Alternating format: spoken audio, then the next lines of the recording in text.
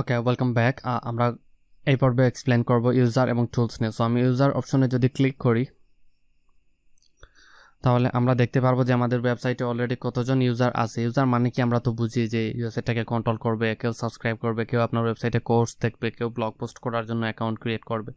So তথাকথিত হচ্ছে যে আপনার ওয়েবসাইটে যারা যারা অ্যাকাউন্ট করবে তারাই হচ্ছে আপনার ইউজার। আপনার ই কমার্স সাইট হলে আপনার ই কমার্স সাইটে যারা অ্যাকাউন্ট করলে প্রোডাক্ট পারচেস করবে কাস্টমার, তারাই হচ্ছে আপনার ইউজার। সো ইউজার এখানে বর্তমানে একজন আছি, আমি অ্যাডমিন। সো আপনি যদি অ্যাড নিউতে ক্লিক করেন অথবা অ্যাড নিউতে যাওয়ার আগে আমি একটু ব্যাক আসি, এই ইউজারের এডিটে ক্লিক করি, অর্থাৎ আমরা এই যে হাউডি অ্যাডমিন দেখেছিলাম এই অপশনগুলো এখান থেকে ক্লিক করতে পারবো। প্রথমেই আছে visual editor, disable the visual editor when রাইটিংয়ের সময় ভিজুয়াল এডিটরটা ডিজেবল হয়ে যাবে। এই অপশনগুলো একটাও কাজের না, এগুলো আপনাদের কিছুই দেখতে হবে না। ওকে, সো আপনাকে এই যে keyboard shortcut, enable keyboard shortcuts for comment moderation, comment ঠিক করার জন্য আপনি কিবোর্ড শর্টকাটগুলো ইউজ করতে পারবেন। এখন আমি যদি মোর ইনফরমেশনে ক্লিক করি তাহলে এই যে এখানে আমাকে কিছু শর্টকাটস এবং আরও বিভিন্ন কিছু জিনিস আমাকে দেখাবে। এই যে কিবোর্ড শর্টকাট, যেমন সি মানে কপি, বি মানে পেস্ট, এগুলো আমরা সবাই জানি, আসলে জানি না এমন কেউ নাই। সো এগুলো চাইলে যদি আমরা ইউজ করতে চাই তাহলে enable keyboard shortcut for comment moderation, comment moderation করার জন্য আমরা এগুলা এনেবল করে দিতে পারি। ওকে, সো এরপরে যেটা হচ্ছে toolbar, show toolbar when you viewing site, মানে হচ্ছে এটা আনটিক করে দেবো। আনটিক করে দিলে একটা জিনিস আপনাদেরকে আমি ম্যাজিক দেখাই, আপাতত আনটিক করে দিলাম। এবার যদি আমি এইটাকে যদি এই সাইটটাকে যদি আমি একটু ভিজিট করি, দেখুন কি হচ্ছে। ভিজিট করার সাথে সাথে আমার এই যে উপরে যে একটা সাইড বার দেখানোর কথা ছিল ওইটা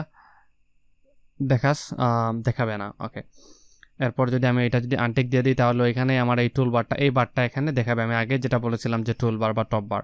ওকে, সো আমি ওইটা শো করে দিই, এটা অনেক কাজে। তারপর ইউজার নেম অ্যাডমিন, ইউজার নেমটা জীবনে কখনো চেঞ্জ করা যাবে না, তাই এই ক্ষেত্রে সতর্ক থাকবেন। হ্যাঁ, চেঞ্জ করা যাবে এফটিপির মাধ্যমে, ওইটা অনেক হার্ড, আমি আপনাদেরকে দেখিয়েছি কন্ট্রোল প্যানেলের ক্লাসে। ফার্স্ট নেম, এখানে ওর একটা first name last name set করে দিতে পারেন। নিকনেম রিকোয়ার্ড, যে কোন নামে মানুষ দেখবে। ইউজার নেম যাই দিচ্ছেন দেন না কেন, ওয়েবসাইটে কী নামটা শো করবে তখন ওইখানে আপনি একটা নাম সেট করে দিতে পারেন। ওকে, ডিসপ্লে নেম এজ এ পাবলিকরা কী নামে দেখবে আমি এই নামটা সেট করে দিলাম। কন্ট্যাক্ট, ইমেল অ্যাড্রেসটা এখানে দিতে পারেন আপনি আপনার ইচ্ছা মতো। তারপর হচ্ছে যে ওয়েবসাইটের অ্যাড্রেস এখানে দিলেন। তারপর আপনার যদি বায়োগ্রাফি ইনফরমেশন কিছু থাকে তাহলে দিতে পারেন। যদি আমি এখান থেকে এই লেখাটাকে, ফর এক্সাম্পল এই লেখাটাকে আমি কপি করে নিলাম, এটাই আমার বায়োগ্রাফি, আমি হচ্ছি ওয়ার্ডপ্রেসের ওনার, কন্ট্রোল ভি, এবং এই যে মাঝে যে একটু গ্যাপ আছে আমি ওইটাকে রিমুভ করে দিই। ওকে, এইটা দিয়ে দিলাম আমি। ধরুন আমি ওয়ার্ডপ্রেসের ওনার, তাহলে you can change the profile picture on Gravatar. Profile picture হচ্ছে যে আমরা যদি দেখি, আমি যদি সফটওয়্যার বিডিতে আসি তাহলে এই যে দেখুন এখানে এস লেখা দেখাচ্ছে, এখানে আপনার ইমেজটা শো করবে। কিভাবে শো করবে ওইটাই হচ্ছে এখান থেকে দেখানোর বিষয়। সো আমি ওইটা আপনাদেরকে দেখাচ্ছি, দেখানোর আগে ওইটা আপডেট করে নিলাম। তারপরে যদি আমি পাসওয়ার্ডটা চেঞ্জ করতে চাই তাহলে সেট নিউ পাসওয়ার্ডে চেঞ্জ করে এই যে স্ট্রং পাসওয়ার্ড আছে এইটা দিয়ে দিতে পারি, অথবা আমি ক্যান্সেলে দিয়ে দিলাম, এখন চাই না। তারপর ওয়ার্ডপ্রেস অ্যাপ অন মোবাইল, আমার মোবাইল অ্যাপের দরকার নাই, তারপর আপডেট করে দিলাম। ওকে, তারপর হচ্ছে যে একটা জিনিস এখানে আমাকে দেখতে হবে, আমি যে গেবেটার এখানে ইমেজ সেট করা দেখেছিলাম, এই যে you can change your profile picture on Gravatar, এখানে ক্লিক করলাম। আমরা গ্রেভেটারে গিয়ে আমাদের প্রোফাইল পিকচারটা চেঞ্জ করতে হবে, এই যে n.grevator.com। So create your own Gravatar, এটাতে ক্লিক করবেন। আপনাদেরকে স্টেপ বাই স্টেপ দেখিয়ে দিচ্ছি, এটা অনেক প্লাগইন দিয়েও করা যায়, বাট প্র্যাকটিক্যালি এই জিনিসটা করে দিই। এটা হচ্ছে আমারও আসলে কাজে আসে না, এটা আপনারও কাজে আসবে না, এখান থেকে আপনাকে কখনো এটা অ্যাড করতে হবে না।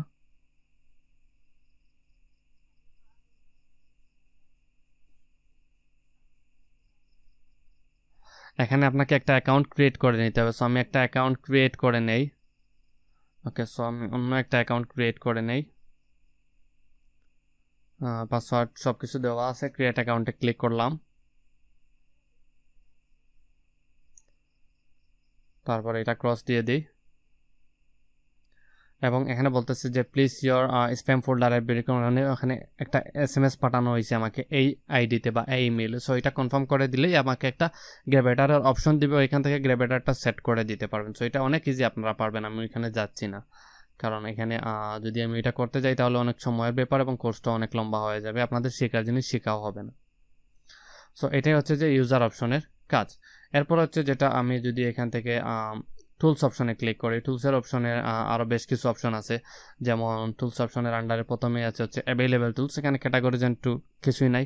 তারপর ইম্পোর্টে যদি ক্লিক করি, আমাদের সাইটে যদি কোনো জিনিস আমরা ইম্পোর্ট করতে চাই, যে ধরুন আমাদের একটা ব্লগার সাইট আছে, ব্লগার সাইটটাকে চাচ্ছি আমরা ওয়ার্ডপ্রেসে নিয়ে আসতে, সিম্পল এখানে ইনস্টল নাও করে কানেক্ট করে দিব। সেভাবে অনেকগুলো অপশন আছে, একটা একটা করে গেটে দেখবেন। এক্সপোর্ট, আমি যদি এক্সপোর্টে ক্লিক করি তাহলে আমাদের পোস্ট পেজ যেগুলো আছে এগুলো চাইলে আমরা এক্সপোর্ট করতে পারি। যেমন আমি যদি পোস্টে ক্লিক করি তাহলে ক্যাটাগরিজ ডামিতে যেটা অথর অ্যাডমিনটা সিলেক্ট করে দিলাম, select date May 21, end date May 21, status published, download export file. এই যে দেখুন একটা এক্সপোর্ট ফাইল ডাউনলোড হয়ে গেল। এবার আমি যদি এইটাকে যদি এই ক্রোম ব্রাউজারেও যদি আমি ওপেন করি, কোথা থেকে কোথায় নিয়ে গেছে একটা ফাইল ওপেন করার জন্য। সো এটা ওপেনই হয়ে যাক। এই যে দেখুন এখানে আমাকে সব কিছু আস্ক মি লেটার করে দিই, বা আমি এটা কাট করে দিই। এই যে দেখুন এখানে সব কিছু আছে, এগুলো আমরা চাইলে দেখতে পারবো, এগুলো আমরা প্র্যাকটিক্যালি কাজ করব। এরপরে যেটা আছে সাইট হেলথ, এখানে এটা হচ্ছে মোস্ট ইম্পর্টেন্ট। আমাদের সাইটে যদি কোনো হেলথ প্রবলেম হয়, ক্রিটিক্যাল ইস্যু এখানে আমাদের দেখাবে। এটা হচ্ছে আমাদের কিছুদিন পর পর আমাদের এখানে এসে চেক করা দরকার যে আমাদের এটা সাইট ঠিক আছে কিনা বা কোনো ইস্যু আছে। যখন আমাদের সাইটে কোনো ইস্যু হবে কাজ করতে করতে আমরা ওইটা সেট করা শিখে নিব।